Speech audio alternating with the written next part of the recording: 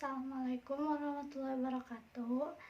Wilujeng enjing sadayana, Bapak sareng Ibu guru anu kusim abdi dipika hormat sareng sadayana rerencangan anu kusim abdi dipika nyaah. Khususna kanu siswa kelas 11 alam 7 nu dipika cinta. Langkung tipayun mangga urang sagengkeun puji sinareng syukur ka Allah Ta'ala nu parantos masihan waktos ka urang sadayana.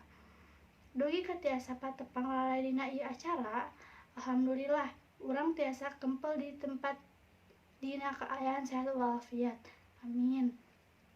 Para hadirin anu kusim kuring dipika hormat, dina ieu waktos abdi bade ngadugikeun kumaha pentingna hirup kanggo urang sadayana. Urang sadaya kedah atau wajib ngajaga lingkungan sareng awak sorangan sangkan dijauhkeun tina panyakit. Kumargi kitu urang kedah ngalaksanakeun hirup sehat sadinten ku cara anu sehat oge, saparantos bersihan awak atawa ibak, bersihan kuku, nyikat waos anu rutin. Nah, eta merupakan contoh hirup anu sehat anu sederhana.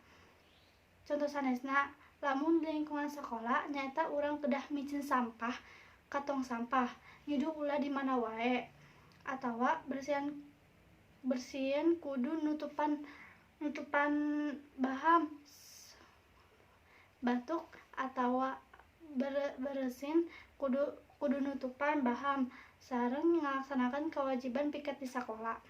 Sabab bersih teh mangrupakeun sebagian tina iman. Lamun saupami sadinten urang tiasa ngajaga kebersihan, insyaallah awak urang oge bakal sehat sarta dijauhkeun dina rasa panyakit.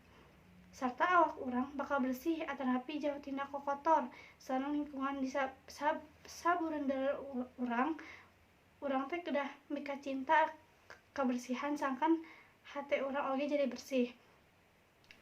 Hadirin kasadaya, cekap sakitu nu pihatur biantara singket ti abdi.